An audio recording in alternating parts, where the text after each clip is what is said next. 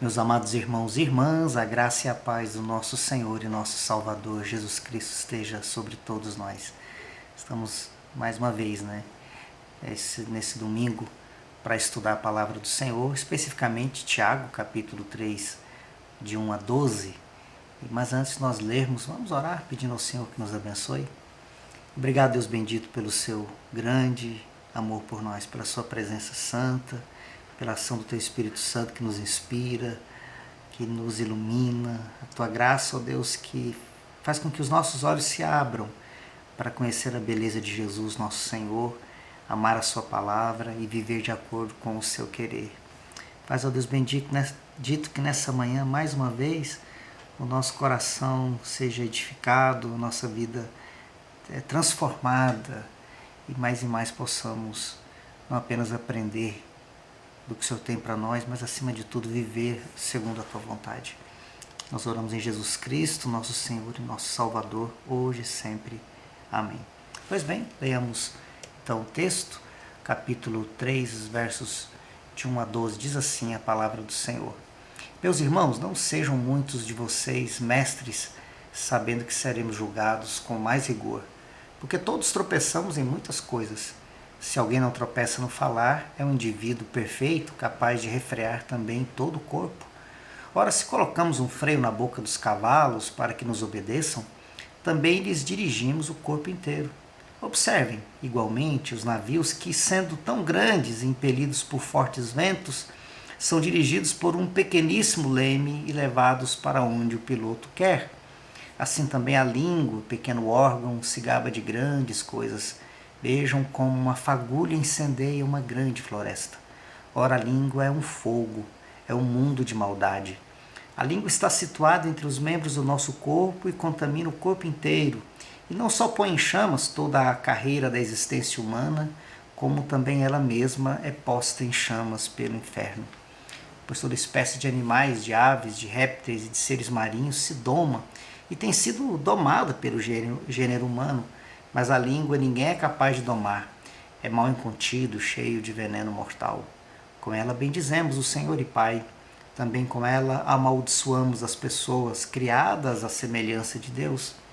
De uma só boca procede bênção e maldição. Meus irmãos, isso não deveria ser assim.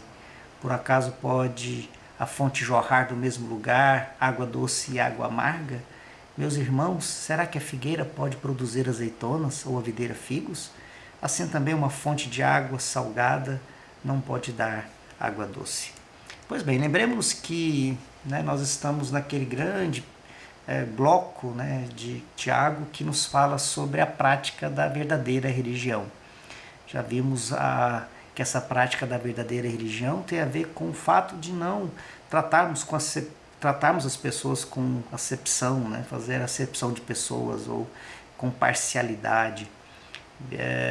Vimos também que essa prática da vida cristã, da verdadeira vida cristã, é a prática da generosidade, do amor que não apenas vê, mas o amor que se coloca em prática para suprir a necessidade do outro, que não apenas sente a dor, o sofrimento, mas se levanta, age em relação ao que sofre para diminuir, dirimir a dor e o sofrimento. Pois bem, aqui nós vamos também conversar sobre a verdadeira religião e agora, nesse contexto do texto que nós já lemos, nos fala sobre a verdadeira religião como o ato de expressar através da fala aquilo que nós verdadeiramente somos, ou que nós verdadeiramente cremos, ou de que maneira nossa fala identifica o que verdadeiramente somos. Pois bem, o primeiro versículo diz: meus irmãos, não sejam muitos de vocês mestres, sabendo que seremos julgados com mais rigor. Esse texto que fala sobre a linguagem, sobre a fala, sobre a língua, começa com aqueles que usam a língua para ensinar, aqueles que usam a palavra como meio de ensino, como meio de magistério. E é claro que Tiago aqui não está de maneira alguma negando a importância dos mestres. Bem sabemos como os mestres são importantes. O próprio Jesus era chamado de rabi, mestre. Não podemos esquecer do apóstolo Paulo como mestre, que escreveu a carta de Romanos, ou a carta aos Romanos, ou mesmo a carta aos Gálatas. Essas duas cartas que são obras de profunda teologia, de reflexão de um mestre, claro, inspirado pelo Espírito Santo, como nós cremos, mas sem, de maneira alguma, deixar de constar as escritas o mestre Paulo que estava por trás daquelas palavras. Por isso que o texto nos fala que da importância de que esses mestres, daquele que ensina, daquele que usa a palavra para a docência, tomar cuidado com o que fala, com o que ensina.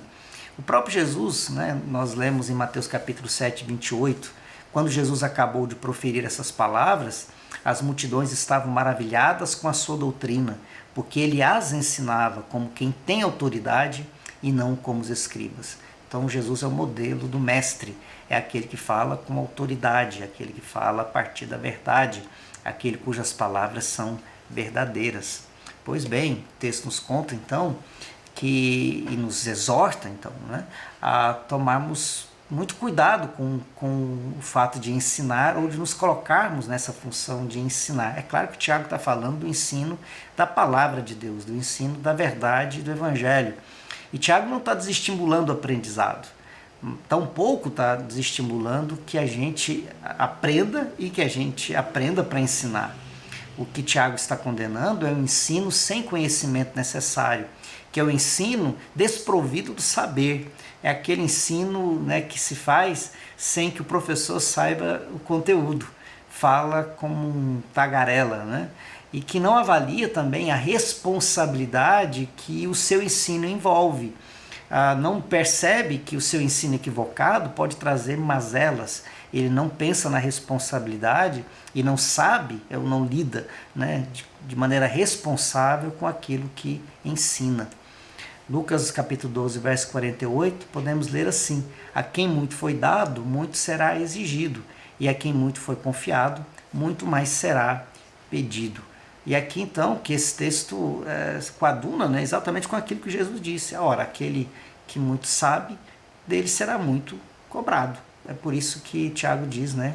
Porque os que sabem, verdadeiramente sabem, serão julgados com mais rigor. Portanto, preste atenção como está ensinando. Outras questões que a gente pode ver no texto, né, ou pode tirar desse texto, é que há, claro, motivações erradas para o ensino. Algumas pessoas ensinam o erro porque tem motivações erradas, porque tem a ambição, porque tem o controle do outro, né? E é por isso que Paulo escreve a Timóteo, lá no 2 Timóteo capítulo 2, verso 15, que o mestre, né, aquele que ensina, deve manejar bem, né, a palavra da verdade, deve manejar corretamente a palavra da verdade. Verso 2, porque todos tropeçamos em muitas coisas. Se alguém não tropeça no falar, é o indivíduo perfeito, capaz de refrear também em todo o corpo. Então, é claro que não é só para o professor que ensina, mas todos devem tomar cuidado com o uso da fala, ou com a sua fala, ou com o uso da sua boca, né? Porque, diz Tiago, todos tropeçamos em muitas coisas.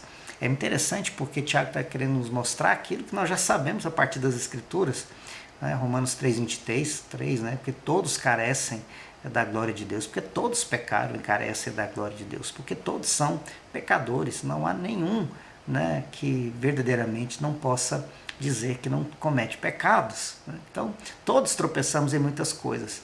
A palavra que Tiago usa aqui para tropeçar em muitas coisas, literalmente é cometer deslizes, né?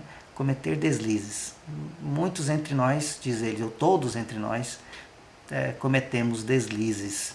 Mas se alguém não tropeça no falar, é o indivíduo perfeito. Quando o Tiago usa perfeito aqui, nós já estudamos isso aqui nas nossas conversas sobre Tiago. Ele não está falando de perfeição no sentido moral, ou no sentido de alguém que chega a uma perfeição porque não peca mais. Jamais esse contexto está nas Escrituras, né? Muito menos aqui em Tiago, né? Nós já vimos isso, que Tiago usa a palavra perfeito no sentido de teleios, de uma finalidade, aquele que chegou ao seu fim, chegou ao seu propósito. Então o que Tiago quer dizer é o seguinte: aquele que não tropeça no falar, chegou, né, à maturidade, chegou a uma condição, uma finalidade de estar maduro espiritualmente, como nós já vimos inclusive nos nossos estudos em Tiago. E aqui esse indivíduo que é capaz de refrear a sua própria língua, né, ou de não tropeçar na fala, ele também é capaz não apenas de refrear a sua fala, de não tropeçar na fala, mas também de refrear todo o corpo, né? Como que dizendo, ele é capaz também de exercer controle sobre o seu próprio corpo, tudo aquilo que o seu corpo deseja. Versículo 3, ora, se colocamos um freio na boca dos cavalos para que nos obedeçam, também lhes dirigimos o corpo inteiro. Observe igualmente os navios que, sendo tão grandes e impedidos por fortes ventos, são dirigidos por um pequeníssimo leme e levados para onde o piloto quer. E aqui Tiago está dando alguns exemplos de como se processa esse controle. Ele cita 2 exemplos, né? O freio na boca de um cavalo, em que através dele o condutor do cavalo é capaz de controlar o cavalo simplesmente por colocar um freio na sua boca.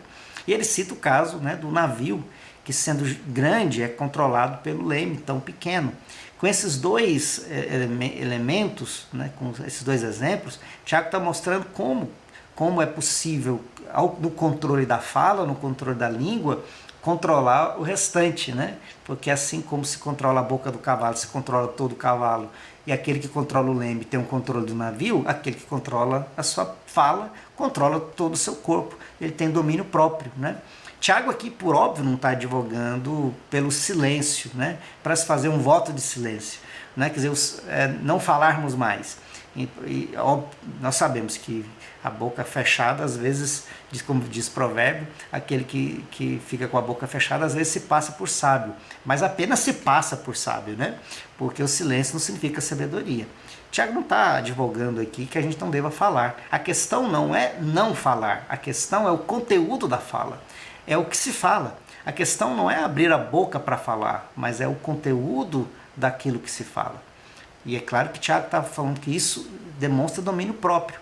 Aquele que não é capaz de controlar, né, a maneira de falar, demonstra falta de domínio próprio. Ele não, como é que ele pode dizer que controla a si próprio se ele não consegue, a todo o seu corpo, a sua ira, a sua violência, né, se ele não é capaz de controlar suas palavras?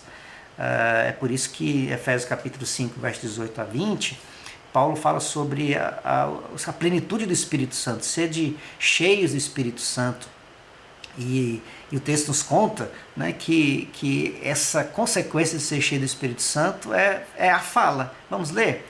E não se embriaguem com vinho, pois isso leva a devassidão, mas deixem-se encher do Espírito, falando entre vocês com salmos, hinos e cânticos espirituais, cantando e louvando com o coração o Senhor, dando sempre graças por tudo a nosso Deus e Pai, em nome de nosso Senhor Jesus Cristo. Veja que uma coisa é ser controlada, diz o apóstolo Paulo, pelo vinho que leva à devassidão, mas outra coisa é ser guiado, ser enchido pelo Espírito Santo e controlado pelo Espírito. A consequência é que dos lábios não se sai devassidão e nenhum comportamento devasso, né, como nós vemos no versículo 18, mas sai os salmos, hinos e cânticos espirituais. Há também graças, né, por tudo, há também oração, há também um coração que é grato diante de Deus. Veja que o apóstolo Paulo está falando aquilo que Tiago também nos diz, que a consequência de ser cheio do Espírito Santo se expressa nas palavras, no jeito de usarmos as palavras. Verso 5, assim também a língua, pequeno órgão, se gaba de grandes coisas. Veja como uma fagulha incendeia uma grande floresta. Quando Tiago diz assim que a língua se gaba de grandes coisas, né, é claro que ele não está falando que a língua tem vontade própria, não é isso que Tiago quer dizer. Mas Tiago usa aqui uma imagem que essa língua, né, como um pequeno órgão, se gaba. Talvez aqui nos tentando fazer imaginar, né, pensar e conceber, né, que Tiago está falando dos orgulhosos, dos presunçosos, daqueles que usam a língua para se bajular, para se engrandecer, para se engrandecer em relação aos outros, para se mostrar mais fortes que os outros, mais poderosos que os outros, né, ou mais santos que os outros, né? Essa autoglorificação. A língua se gaba de grandes coisas, e vejam, né, diz Tiago, como uma chama pequena pode incendiar uma grande floresta. Verso 6, ora, a língua é um fogo, é um mundo de maldade.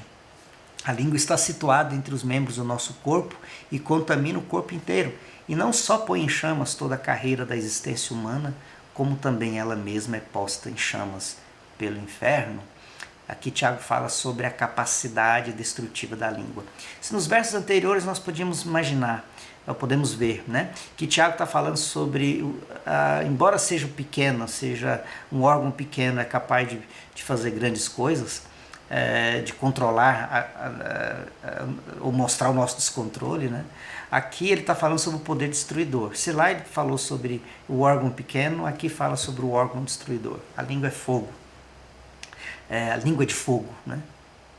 Aquela língua que veio em Pentecostes, como vindo pelo Espírito Santo, como língua de chamas, né? Uma imagem da presença do Espírito Santo purificador, de palavras purificadas, de palavras poderosas, porque pregam o Evangelho de Jesus Cristo. Aqui o fogo não é o fogo da palavra da verdade, da palavra purificada, mas aqui é o fogo da destruição, é o fogo da maldade.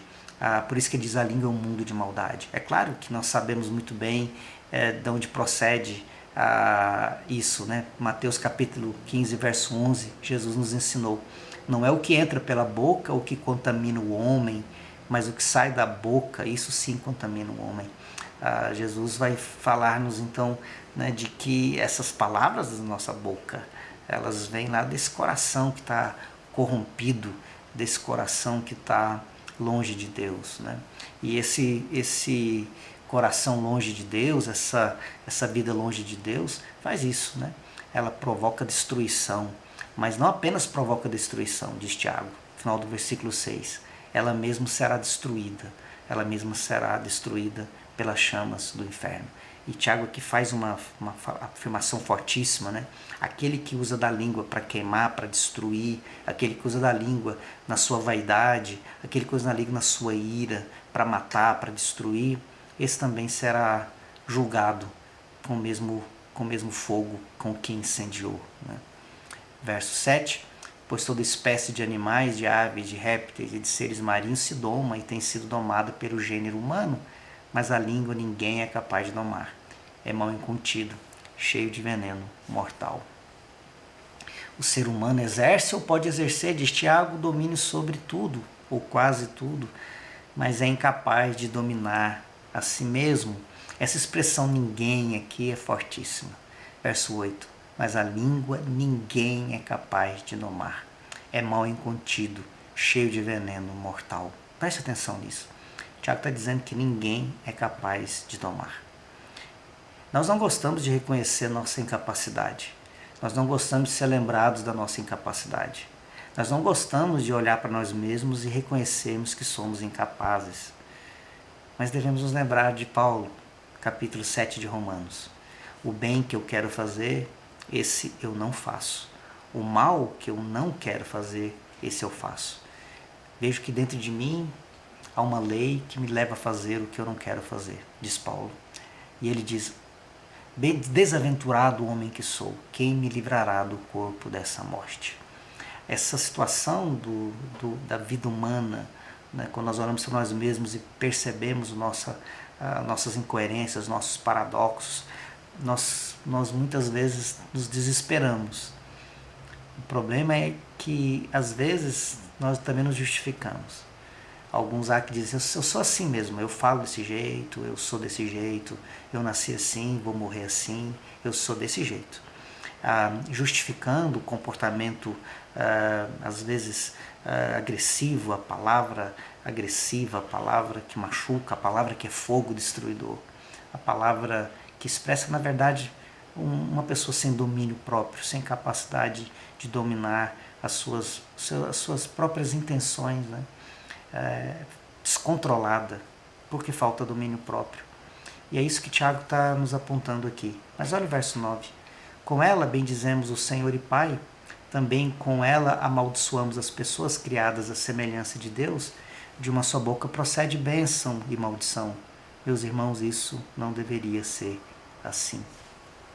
Romanos capítulo 12, verso 14, o apóstolo Paulo diz isso, né? Abençoem aqueles que perseguem vocês, abençoe e não amaldiçoe.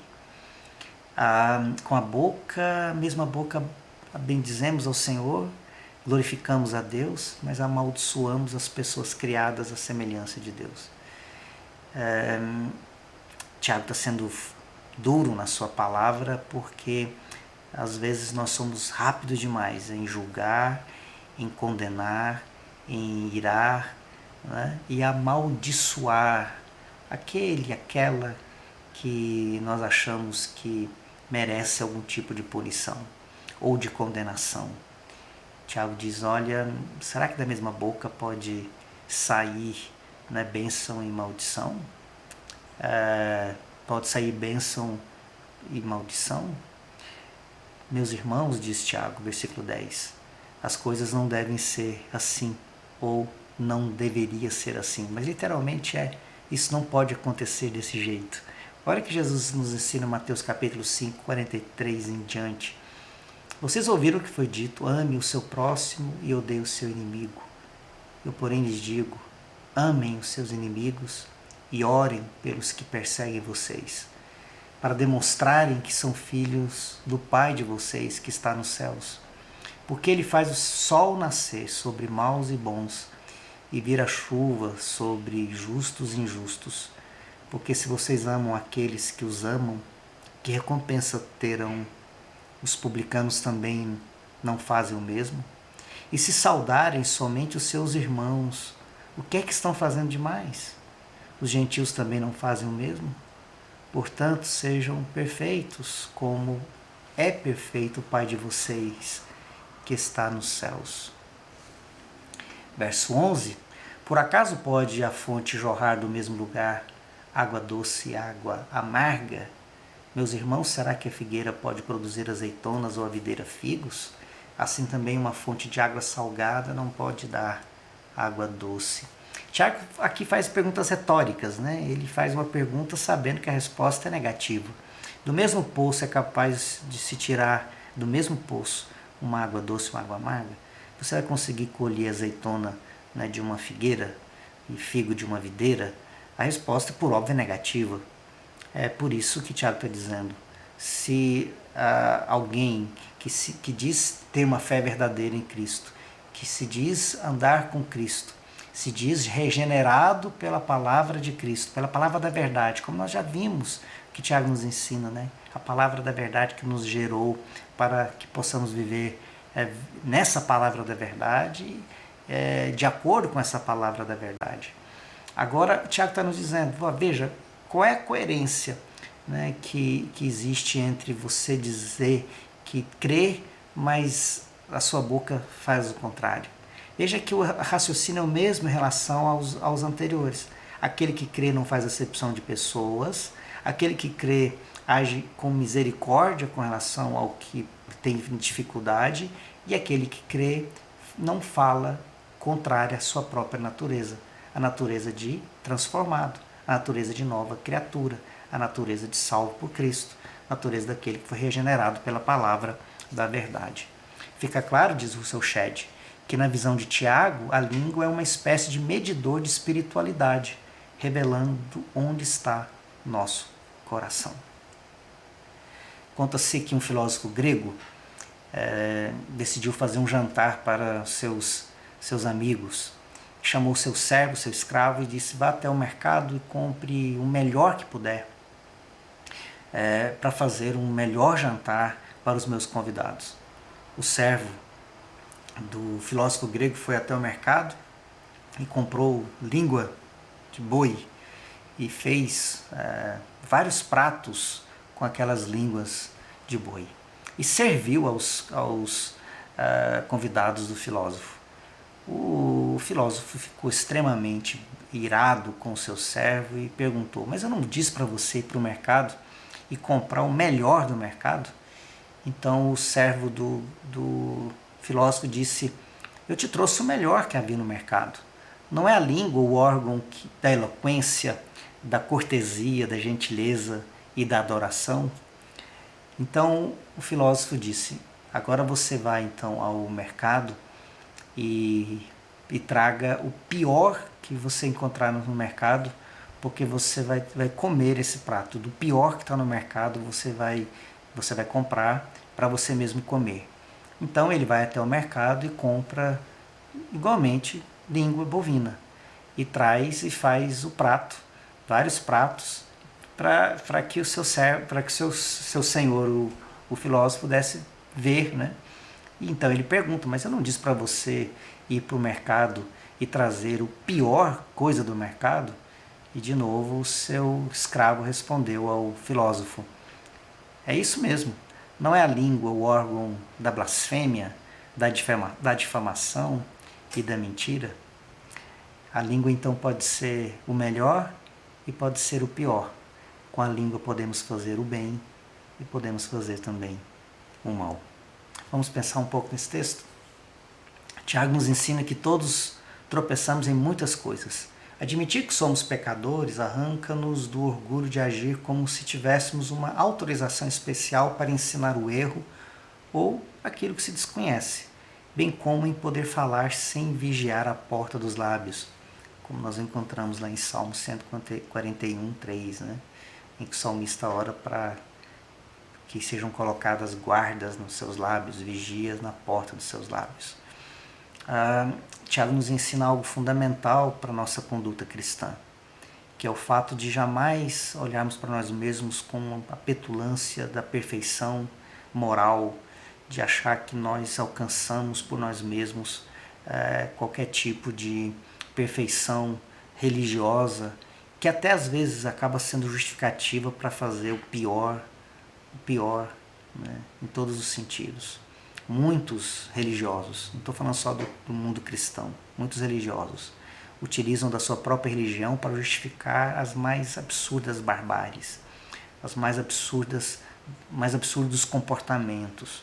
Isso faz parte da gênese humana, da característica mais essencial do humano.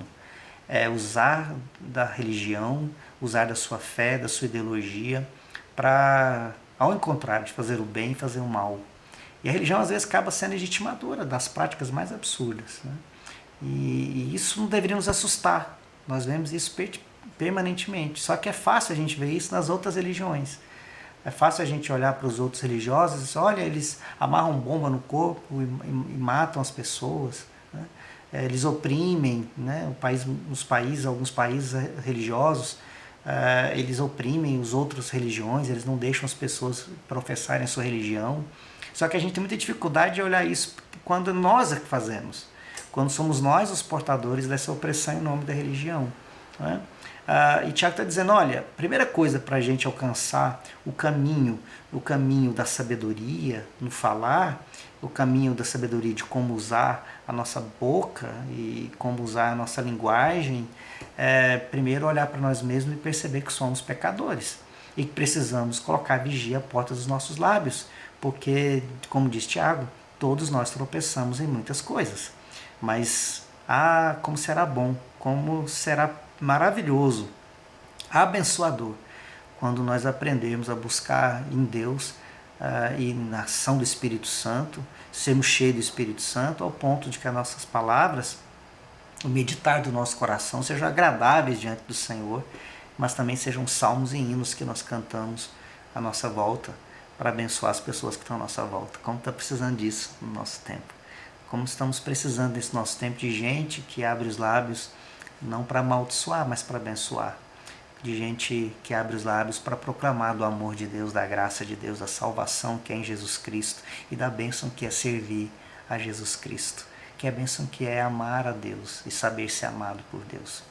Em segundo lugar, o nosso tempo tem sido chamado de a era da pós-verdade, fonte geradora das fake news. Poderíamos dizer hoje sobre o poder de fogo destruidor do compartilhar ou do postar? O que esse ensino sobre o poder destruidor da língua também nos exorta a viver nesse tempo?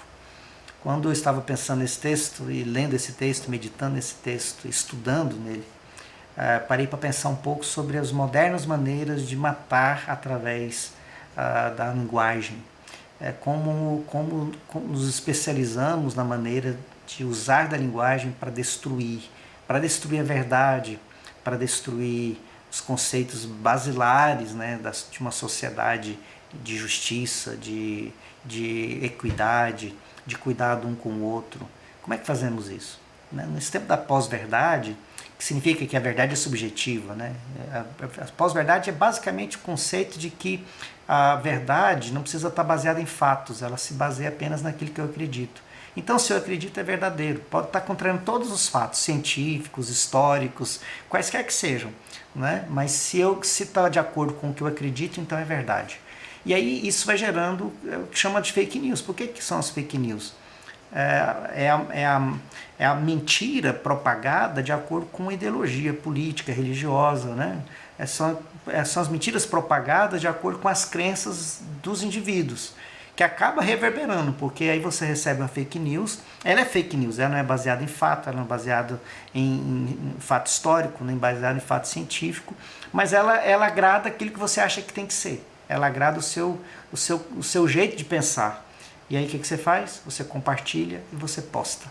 E aí é mentira, não tem fato que fundamenta, é contra a verdade, é contra qualquer tipo de lógica, contra todo tipo de ciência, né, conhecimento, mas é aquilo que você acredita. Aí vai surgindo um tempo das fake news. As mentiras passam a se tornar, né, numerosas nos celulares, nas redes sociais, porque as pessoas simplesmente não checam a veracidade, a verdade, e às vezes elas têm dificuldade de perceber que o que elas estão fazendo é mentiroso, porque simplesmente é aquilo de acordo com o que elas acreditam. Os cristãos não podem, por óbvio, cair nessa grande mentira desse nosso tempo. Os cristãos não podem cair nesse tempo da pós-verdade e contrariarem, né, a verdade usando da mentira ou sendo propagadores da mentira. Se Tiago está condenando o uso da língua, está condenando também o compartilhar de fake news, está também condenando a postagem de mentiras, de fake news nas redes sociais. É claro que Tiago está dizendo a mesma coisa, claro que a palavra de Deus está dizendo a mesma coisa. Não importa a maneira como que você transmite o conhecimento, se ele é falso, se ele é mentiroso, se ele é destruidor, não faça. Ele contraria a natureza daqueles que são salvos pela graça de Deus. Ele contraria aqueles que são salvos para viver a verdade, para proclamar a verdade, para amarem a verdade, para amar a justiça. Né? Aquela história clássica, né, das peneiras da sabedoria, em que conta-se que Sócrates estava junto com um dos seus discípulos e o seu discípulo disse para Sócrates: Sócrates, tem uma coisa para te falar. E Sócrates então perguntou: você já passou o que você tem para me falar pelas 3 peneiras? E o discípulo disse: não sei, quais são as 3 peneiras? Ele disse: a peneira da verdade. O que você vai me dizer é verdadeiro? Ele é baseado em fatos verdadeiros ou você ouviu falar, ou você não entendeu e está querendo repassar para frente? É uma fofoca? É verdadeiro? Segundo, é bom? Isso que você está dizendo provoca bondade? É bom na sua essência? Ou é mal na sua essência? Terceiro, o que você vai me falar é necessário? Vai produzir alguma coisa útil para mim e útil para as pessoas que estão à sua volta? E o discípulo então abaixou a cabeça e disse: não sei. Então aí diz a história que Sócrates diz: então é melhor você não apenas não falar, mas enterrar e apagar da sua memória. Essa história é atribuída a Sócrates, mas possivelmente não tem nada a ver com Sócrates. Em todo caso, o fundamento do texto, da história, é muito bom. Né? Nós precisaríamos aprender a usar as peneiras na nossa vida. Quando nós vamos falar, postar, compartilhar, a gente precisa perguntar sempre: é verdadeiro? É bom? É necessário? É verdadeiro? Eu sei que é verdade, eu comprovei a veracidade. É bom? Vai produzir alguma coisa boa para as pessoas? É necessário? É útil? Vai produzir alguma coisa útil para as pessoas que estão à minha volta? Eu penso que Tiago está querendo nos mostrar que, inclusive, essa sabedoria de Sócrates, atribuída aqui a Sócrates das 3 peneiras, é apenas um primeiro passo. É um passo muito maior do que aquele de não falar, é aquele de aprender a falar. Porque muito além de deixar de falar, o que Tiago nos ensina é que é um conteúdo bom de se falar, um conteúdo abençoador para aqueles que estão à volta, aquele que louva a Deus e aquele que edifica o seu irmão, a sua irmã que está ao seu lado. Vamos orar? Obrigado, Deus bendito, pela sua palavra e pelo desafio que ela traz ao nosso coração. Pedimos que o teu Espírito Santo, poderoso Espírito Santo, faça com que essa palavra cale profundamente ao nosso coração, que ela nos transforme, que ela nos mude, que ela nos renove, que ela nos converta, que ela nos faça ter um coração que dele possa proceder as palavras de vida, palavra de salvação, palavra de graça, palavra de verdade, palavra de justiça, palavras que abençoam, palavras que abençoam. Dá-nos assim, Senhor, os lábios, como diz o salmista, vigiados e guardados de toda palavra de maldade, de maldição, toda palavra de mentira, mas faz os nossos lábios serem proclamadores de esperança, da vida em Jesus Cristo e da verdade que sempre liberta, da verdade que sempre produz bênção, porque sempre é verdade que salva. Jesus Cristo. É assim que nós oramos hoje e sempre, Senhor. Amém.